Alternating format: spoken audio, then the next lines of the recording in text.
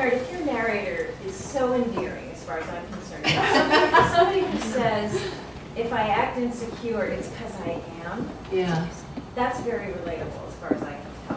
What do you think not relatable is really a code word for? Is it code dangerous? Is it code subversive? What's wrong? Interesting, subversive. Yeah.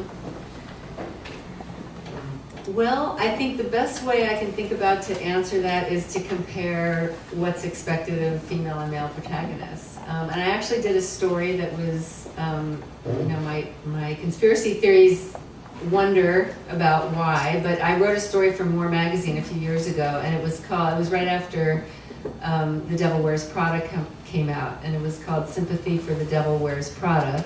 And it was about this very issue. And for that story, I interviewed Ken Kalthus, the author of a 9/11 novel, an early 9/11 novel, who had just won the National Book Award, and Dana Spiotta, who had been nominated for one, and a bunch of people, and asked them all the same question. And what I found was in Ken Kalthus's novel, I don't know if I'm pronouncing his name right, for example, this is a character, his protagonist was, when the Twin Towers fell, what his main wish was that his wife had died in the Twin Towers. Now, when you talk about unsympathetic, I'm not sure exactly how much more unsympathetic you could get than that. And that's pretty bad. That's pretty intense. And I never read a review of his book that said, "What an asshole," you know. Instead, he got a National Book Award. And Dana Spiotta, who had been nominated the same year for a National Book Award, when I asked her about it, she said that she had had a lot of trouble with her main character. This was Eat the Documents, a really amazing book that she wrote. So, those things kind of paralleled at that time and then into the future. I interviewed the editors of both of those writers, both of whom the editor of Ken Kalthus said, was kind of bemused, like, what do you mean? This is an interesting, juicy book about an interesting, juicy protagonist who's a flawed character, much like a normal human being. And Dana Spiotta's editor had a lot to say about how difficult it was to promote and to sell and get in-house excitement about a book whose main female character was, unrelatable. I think of it sort of like an appendix. It's detritus. It's leftovers. It's old school stuff.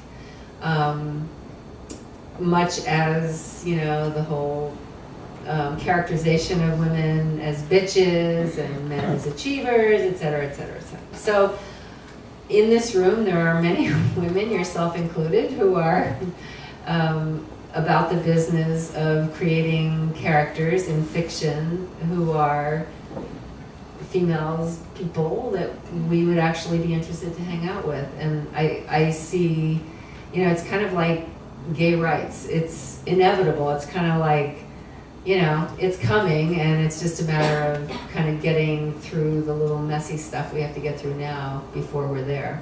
Does that answer what you're asking? Yeah. You know what I always think about?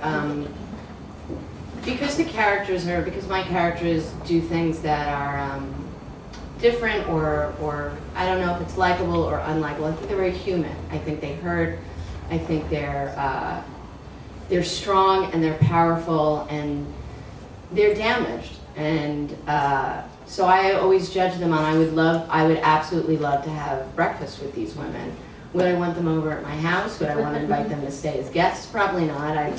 For Morgan, you'd certainly have to nail down your treasured items and count your pills and measure the liquor. But I think there's something, again, in a lot of, there's so much validity, I think, in characters that are multi-dimensional. And I don't like the one note, and I'm fascinated that, we're constantly coming up against these barriers that, the characters are too damaged, or they do things that are so unattractive that people won't be able to respond to it. And I think we're really selling everybody short. I think everybody is far more interested in something that may not be so attractive, but it's honest. The more we tell people red is not their color, people are going to stop wearing red.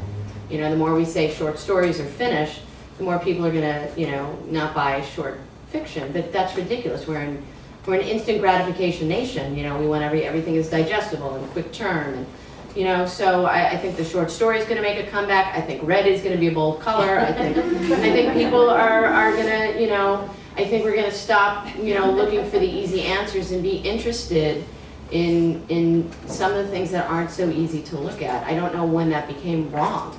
And I'm fascinated that people always, again, they always want the easy way out. And I'm more interested in the journey of getting there.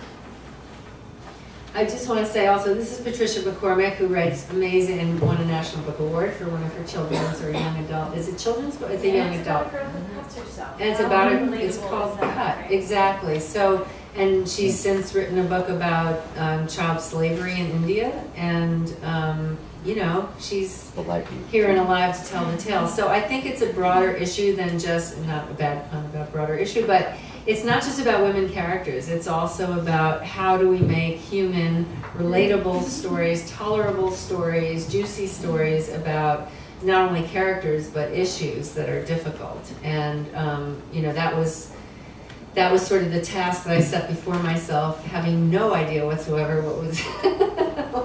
You should have told me, Christina. Just cover 2 years. 20 years too much.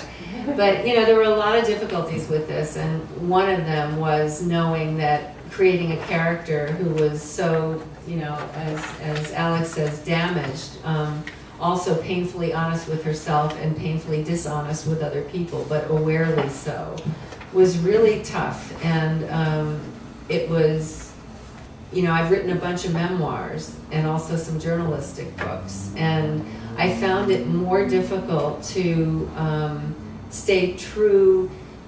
I don't know how to say this exactly. To stay true to this character, I felt like I felt so protective of this character. I did not like her. I have to say. I know it always says you have to love your characters. I don't love this person, but I do want to understand her. And when I write memoir, I'm able to create myself into a character that I think will be relatable or tolerable or likable, or most importantly, of course, sellable. But when I wrote this, I felt much more bound to the truth of who this person was, separate from who I might have wanted her to be or a sales rep might have wanted her to be. It was actually much more challenging to me to make her, to just kind of fight for her to stay who she was. Some of it too is the industry. I mean, if you look at the movies that did well last year, we had sequels. And if you look at Broadway, we have things that are being reincarnated again, So some of it is to constantly do the new material, I think, is a challenge as well. When everybody seems to be very happy and we've placated to everyone that, you saw a different version of this, unless it's also in 3D, They're doing the Titanic in 3D. Really? I find that so disappointing.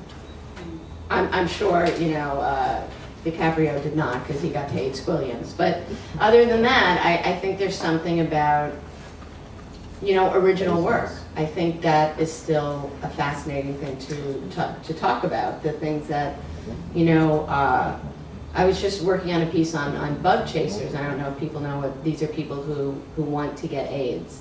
And it was very prevalent about 15 years ago, and there's this resurgence, and is this still around? And as we, as we're all about health now and everything, and are bug chasers still out there trying to get AIDS?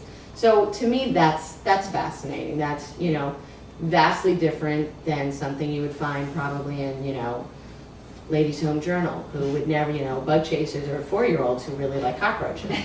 So, or when they're out in the summer sun, and they're looking at a beetle. I mean, it's a whole different genre. So, but I think these are still things that need to be discussed. I love the fact that you have a kid's book about a kid who cuts herself. Before I took the Xanax, I was doing that in the bathroom.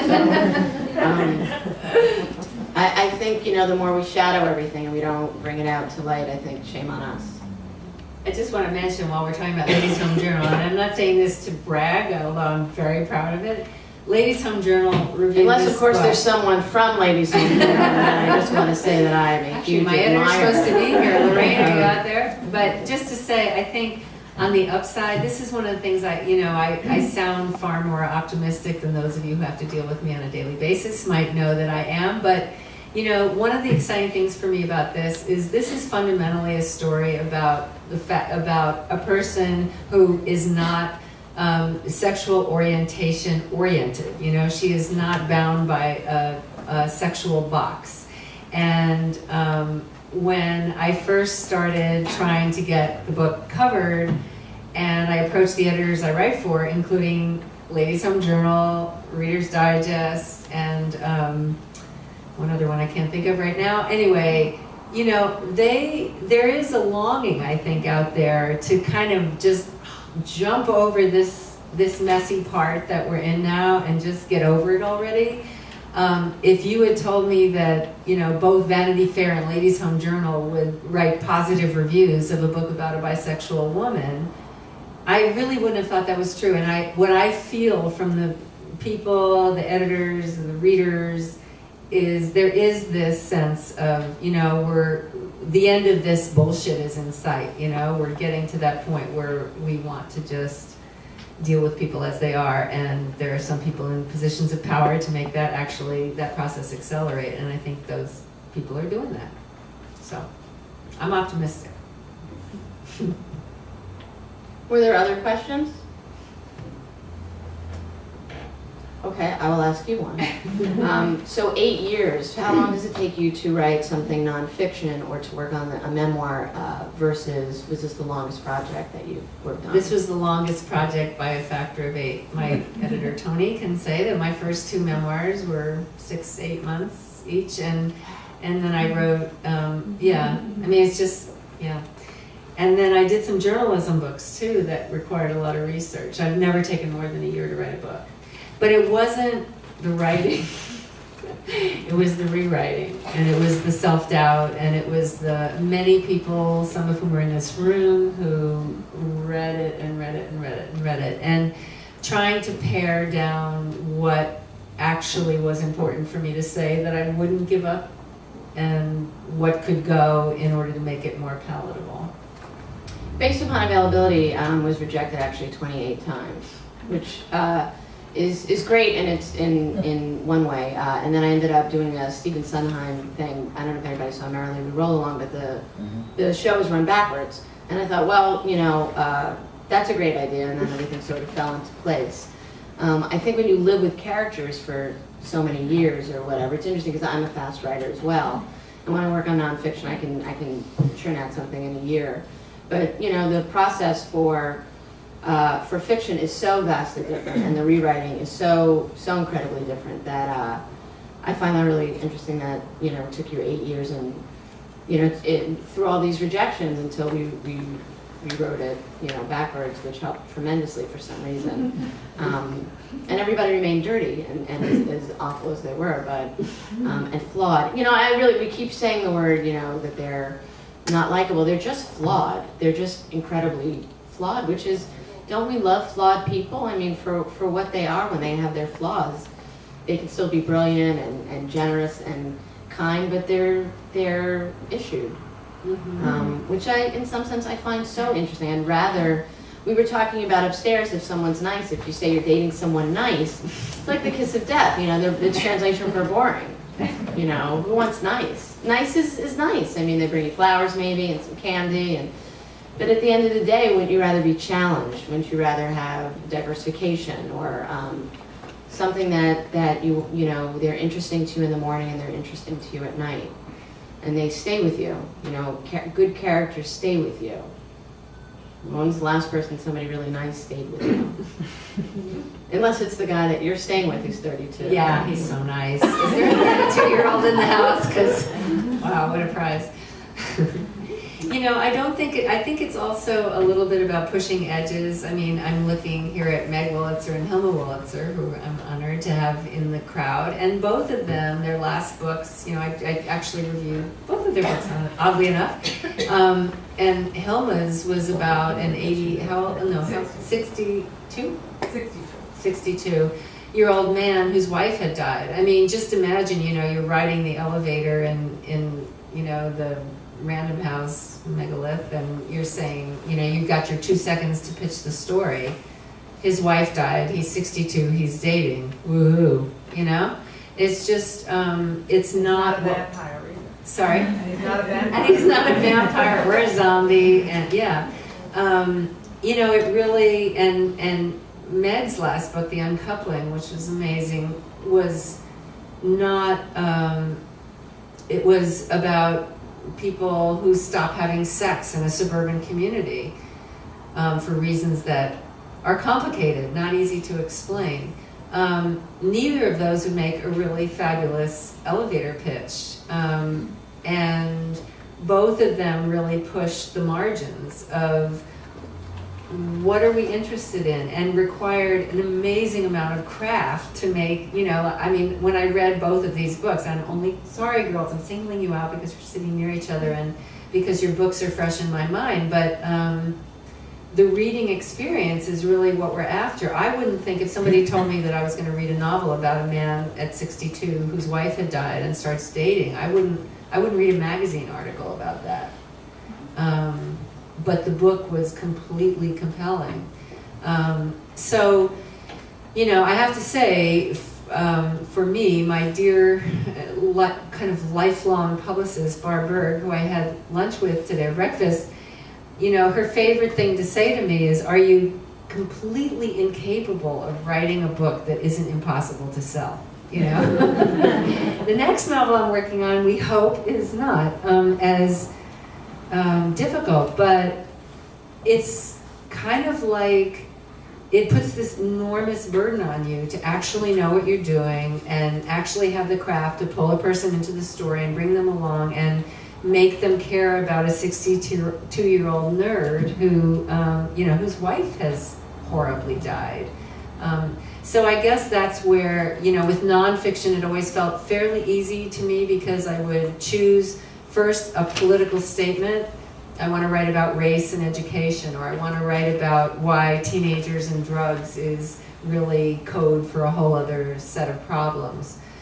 Once you do that, you're playing God. You go out and you find the characters, real life people, using their real names, who will move around on your chessboard in a kind of accommodating way. And people always used to ask me when I wrote those books, you notice how I'm talking in the past about writing nonfiction books. I'm actually publishing a nonfiction book next year with Penguin. But, it's very easy for me to say, here's my statement and here are the people who will prove my point. But when you have these renegades running all over these pages for year after year after year, and they're not, when they take life is when they become so disobedient and they refuse to prove your point, I think that's when it gets juicy and interesting. For me as a reader, when I read books that on paper I would never want to read, as opposed to books that look like they would be interesting, and then you start turning the pages and it's just like, you know these people, you've met these people, you've heard about these people a million times. And then look at A.M. Holmes's, what was that book where it's about a child molester or something, Alice, something about, which is just downright disturbing. So I think there's also that fine line, The End of Alice. I think there's something, there are all these different shades of gray too, and these gradations of, where's the difference between being slightly damaged and then just being, incredibly disturbing, which I would think, we veer just on slightly damaged as opposed to severely disturbing. Mm-hmm. Other questions? Yeah. I was just going to ask, going back to the theme. I mean, when I think back on like the classics that we all read, like Anne Karenina or Jane Eyre or Can everyone hear? or Edith Wharton, I mean, those were not sympathetic women. They were like, it's hard to spend time with them. So I wonder, are you identifying a theme that's more contemporary, sort of post-war? Because I like Allison a lot more than I liked Karenina, I'll tell you that. Yeah. I don't know. I mean, I'm just curious, do the books you guys are writing have more of a chance of being classics in the end because they make us struggle? Love the sound of that.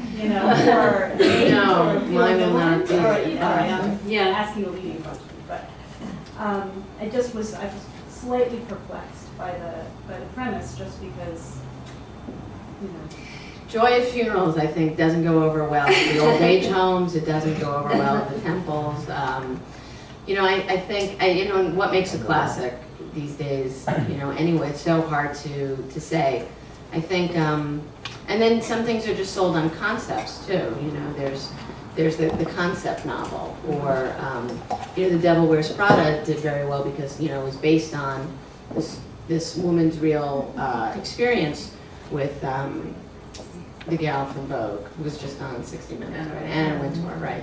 And it's interesting. I was trying to think of the classics that I read that I loved, and I don't think I read any female writers, which is fascinating. I fell into, you know, the Dana Shapiro, the Carrie Fisher, all those great Tana Janowitz, you know, when I was in college, in Meg Wolitzer, actually.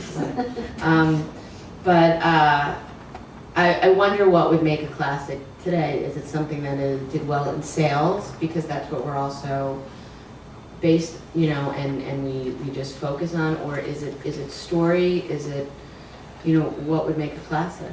I don't care. I don't want it to be a classic. I want it to be thrown away, because not quickly, but not like, this book is dedicated to my brand new grandson, and the dedication says, "May this story be irrelevant by the time you fall in love." I really hope this is a piece of arcane history by the time my grandson is dating. You know, I have never read any classics, so I'm probably a little skewed about, you know, I got expelled from high school and I never went to college, and the kinds of books I enjoy reading are the kinds of books that are a little bit challenging but not so hard that it's work. I work all day. I really don't want to work that hard when I read. That's just who I am, and I'm not going to apologize for it or try to do anything differently. I want to give people, I want to really shake people up when they're reading it, and then I want them to, you know, either pass this on or, you know, put it in their library, and when they move the next time, they'll think, wow, remember when it was like a big deal that people of the same gender had sex with each other? That's kind of, you know, an interesting piece of history. I really want to just keep things moving. So I have a complete lack of respect for the classics based on never having read them. I'm sure, you know, I probably would be a better writer, because a lot of the people I know whose writing I really respect have read them, and they quote them, and they even write books. I'm talking to you, Meg Wolitzer, that are actually based on them in a modern iteration, and I love that, even without knowing what the original classic was. But you know, fundamentally, just speaking for myself, I'm an activist at heart. That's really what I am. I want the world to change. I want people to change so that that can happen. And I just want to keep things, you know, moving. I don't want to get stuck in, I don't want to write like an ode to the fact that right now, at this moment in history, we are so crazy about gay marriage. It's like a joke. Like if someone came down from another planet and looked at the United States of America today and gay marriage, they would think we were all psychotic. You know, it's so crazy. I'm one of 32,000 people in the state of California who's kind of married still.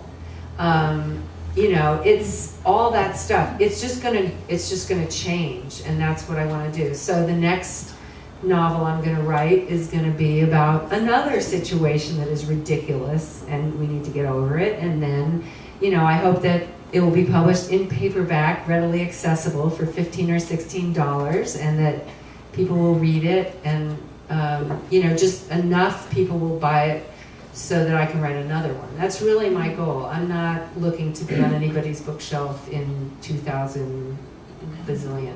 I'm the opposite. I think everyone should be buried with a copy of The Joy Funeral. Don't you want a good time when you're dead? And I like money. So, though my publisher is not here, they would be horrified if I said, read it once, use it as a doorstopper. I actually, I love how tangible a book is. And I did read some of the classics. I was not a big reader, but I read The Inferno, and I read Cuckoo's Nest, and you know, I'm sure we all read about Holden Caulfield, and you know, I didn't really much like Old Man and the Sea or any of those, but you know, I don't know if those changed my style of writing, because I was a definite commercial fiction, and Bret Easton Ellis and Jay McInerney, and those were, you know, that's when I fell in love with literature.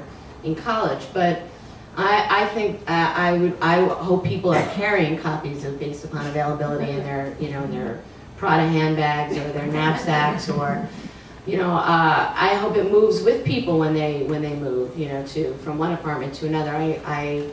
I love the characters. I love the idea that we still have books. I hope that we still have books in 10 or 15 years. I go back to some of my copies of, you know, Dante's Infernos. There are notes written in the pages and little things that, you know, just, there's something so tactile and so precious about a book to me. So, but I understand what you're saying in terms of how we move as a culture, how we move away from topics, and that they become at some point not as important because we're moving, you know, further and further to the people that we're supposed to be. But I think they also, in one sense, remind us of how far we've come. So I suggest everybody race out and buy a copy of Joy of Funeral. I can't express enough. You know, when you stay with something for so long, too, you know, the last thing I would want is for somebody to forget that they had it. In fact, if you all buy a copy, I will remind each and every one of you, via Facebook or Twitter, you know, and I think the characters stay with you. You know, that to me is, you've just changed the world a little bit. And I don't think, you know, I still think there's pride in being a writer. I'm honored to be a journalist still. I'm honored to be a writer in today's day and age, even though we're all into the Kindle and, you know, the iPad and whatever new gadget they're going to come up with. We're really good, fun people. We may not, you know, there's a party afterwards where you can go and get some drinks. I know that they serve liquor here in the back. So. Any other comments or questions? So you said that it took 8 years to write your book, Yeah. and that you were writing something that was very topical. So the world changed in 8 years. What'd you do about it? That's not a plant question. Did everybody hear the question? Yeah, but that is exactly the question I would most want to be asked. Thank you, Ellis Avery, whose book I also reviewed. Is anybody here whose book I haven't reviewed? The Last Nude, which is an amazing, gorgeous book. It took 8 years. This is a kind of funny thing. It's kind of like the, was it the ivory soap? No, the salt box that has the girl and the girl and the girl and the girl. It's like that. Like when I started writing this, it was 2004. I was partially motivated or inspired by the fact that there were gay weddings happening in San Francisco at that time. And I was interested then in saying, oh, wow, let's look back all the way to the 80s and see what would happen. You know, I was watching the gay weddings on TV, and I was thinking of all the people I knew who had made difficult choices in the 80s and earlier because it seemed so impossible to be gay, and especially to be gay and have a stable life and have a family and all that. So I had that time frame in mind, and then I didn't plan on it taking 8 years to publication. So in the 8 years between 2004 when I started writing it and 2012 when it's published, how much has changed and how much has not changed, which sort of takes me back to the alien looking down on us and saying, are you people out of your minds or what? Like, how weird is it to be sort of married? So within that period of time, I feel like there's been a huge amount of progress, as I said before, and I also just see us sort of twisting and writhing around with what do we do with this thing of people of the same gender loving each other. So it's been a really fascinating thing. I think if the book had been published as planned in 2005 or 6, it would have been published into a very different context. And so in some ways, it's almost like a book, you know, the book inside the book inside the book, or the making of the book is really interesting. And at the same time, it's disheartening to me that, you know, I was writing about gay weddings happening in 2004 when I started, and now I'm sort of married in California in 2012. So, you know, one step forward, 2 steps back, and sometimes the other way around, and that's what we hope for. I didn't give quite enough of a shout out because Ellis's book is, well, I know you all can't stand it, but I'm sorry. I'm so I cannot tell you how much it means to me to have you all here for all the different reasons. The first girl I ever had a crush on when I was 5, Jackie. Seriously, we haven't seen each other in 55 years, something like that. And some of the writers who are here and are friends, and I'm so honored to have as friends and colleagues, really truly have made my life as a reader just so full of pleasure over the years, and helped me with this book in particular. So, you know, let's not lose sight of that. I feel like I was saying to my wonderful host this morning, who's 31, and you know, has a very successful career as a journalist, enviable really, and now is trying to be a novelist and is applying for grants and so on. And I say to him, you know, the best thing for me about turning 60 this year, besides having a grandchild and publishing a novel at age 60, is that I don't have to write that many more books. I don't, not because I don't want to write the books, but I don't have to get the contracts. I don't have to figure out how to live on, you know, $2,000 a year, and I don't have to figure out how to, you know, do all the work of promoting and, you know, all the slut hoe stuff. I'm just like so over it, and it's not over. It's like it's just, there's just gonna be more of it in the future.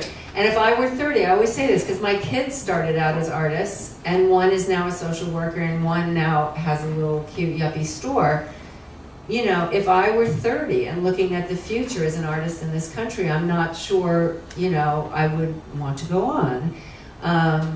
So there is that too. It is the culture into which we're publishing and how difficult that is. Anyway, I just want to say what I was saying to Boris, my wonderful housemate who's available, this morning, is that, you know, the best thing really day to day, hour to hour for me about this experience of entering the world of fiction is the fiction writers that I have read and then also had the complete pleasure of, you know, getting to get drunk with and do revisions with, and just, you know, that part. And that's what I was trying to tell him this morning, like, this is it, this is the best part. You in the living room writing your sex scene, trying to figure out if you're writing dick lit, and me in the other room reading my review of my book, whether it's chick lit.